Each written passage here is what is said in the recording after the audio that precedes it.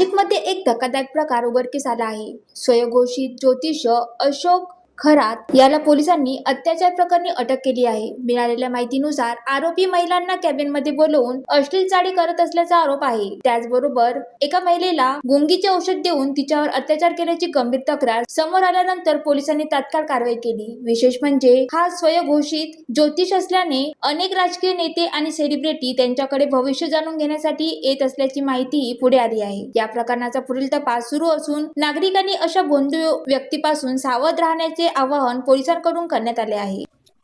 Police station Sarkarwada येथे CR number 74/2026 असा गुन्हा दाखल झालेला आहे. फिर्यादीच्या तक्रारीवरून भारतीय न्यायसंहिता कलम 64, 74, 351 आणि जादूटोणा प्रतिबंधक कायदा कलम 3, कलम 1, 2 प्रमाणे हा गुन्हा दाखल करण्यात आलेला आहे. तपास चालू आहे. क्राईम ब्रांच युनिट 1 आणि गुंडा पथक तपास करीत आहे. काय तक्रार होती सर?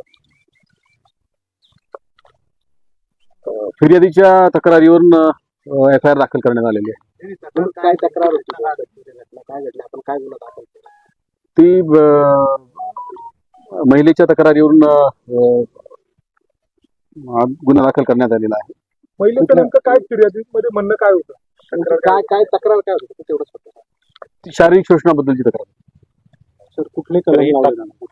भारतीय न्यायसंहिता कलम 74, 64 आणि जादूटोणा प्रतिबंधक कायदा कलम 3, 2, 1 प्रमाणे गुन्हा दाखल केला आहे. सर जो आरोपी आहे तो आरोपी नेमका कोण आहे? तो काय करतो? त्याची पातळी काय? ती महिला त्याच्याकडे का जात होती? सध्या तपास चालू आहे.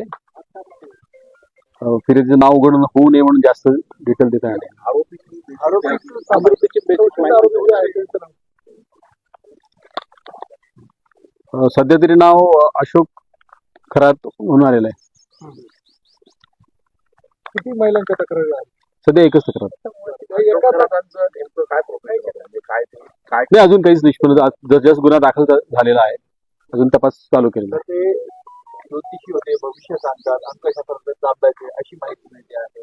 महिलांचं शोषण करतो त्याची चर्चा आहे. नेमकं आपल्याकडे काय तक्रार दिली होती आणि आपण काय पुढे तपास करतो? महिलेने जी तक्रार दिली त्याच्याप्रमाणे गुन्हा दाखल करण्यात आलेला आहे आणि अजून त्याच्या प्रोफेशन बद्दल अजून तपासात काही निष्पन्न झालेलं नाही. आज नेमका पहिलाच दिवस आहे. तपास सुरू आहे. तर काही व्हिडिओ देखील आहेत. मोठ्या प्रमाणात व्हिडिओ आपण जप्त केलेले आहेत, CCTV म्हणा किंवा इतर. त्याबद्दल काय माहिती? सध्या तपास सुरू आहे. अजून भौतिक कोणताही पुरावा आपण जप्त केलेला नाही. आरोपी एकच आहे की आणखी आरोपी?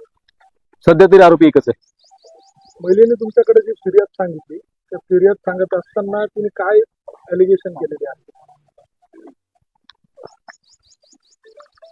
महिलेने जी फिर्याद दिलेली आहे ती मी आपल्याला आत्ताच सांगितलं की तिने शारीरिक शोषणाबद्दल तक्रार दिलेली आहे आणि तिच्या प्रायव्हसीच्या कायद्याप्रमाणे जास्त ओपनली बोलता येणार नाही.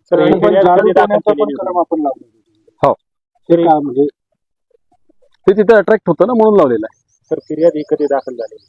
2022 हा, काल दाखल झाली ना रात्री. नाही, हे प्रकरण कधी होतं? प्रकरण कधी 2022 होतं? कधीपर्यंत तिचं 24 पर्यंत आहे असं फिर्यादीत सध्या तरी दिलेलं आहे. आणि जे अत्याचार झाल्याचं फिर्यादीचं म्हणणं आहे ते नेमकं कुठे, म्हणजे एकाच ठिकाणी झाले का वेगवेगळ्या ठिकाणी बोललं? नेमकं काय झालं? प्राथमिकता तरी एकाच ठिकाणी झालं तर दिसते. तपास अजून सुरू आहे. ज्वालादीप न्यूज, नाशिक.